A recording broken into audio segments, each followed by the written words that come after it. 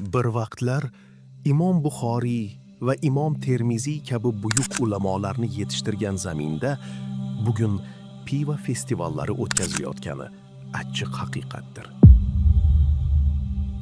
Davlat minbarlardan ajdodlar merosi haqida gapiradi, ammo amaliy siyosatda boshqa manzara ko'rinadi. O'zbekiston aholisining aksariyati musulmonlardan iborat bo'lsa-da, amaldorlar jamiyatning diniy va ma'naviy qadriyatlariga befarqdek tuyuladi. Alkogol atrofidagi tadbirlar zamonaviylik va turizm niqobi ostida targ'ib qilinmoqda. Ammo xalq buni taraqqiyot emas, balki ma'naviy tanazzul belgisi deb qabul qilmoqda.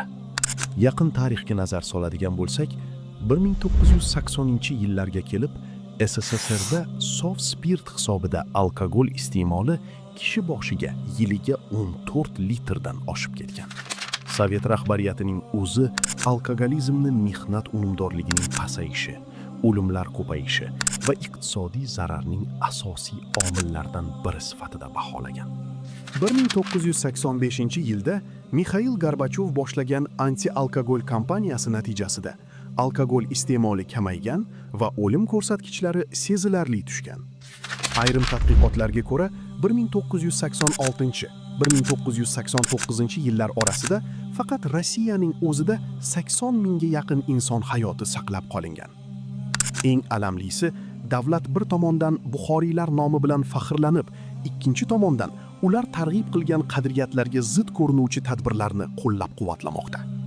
Bu nima? Ikki yuzlamachilikmi? Millatning kelajagi festivallar va shou tomoshalar bilan emas, ilm, axloq va ma'naviyat bilan quriladi. Ajdodlar merosini faqat yodgorliklarda emas, davlat siyosatida ham ko'rishni istaydiganlar soni tobora ko'paymoqda.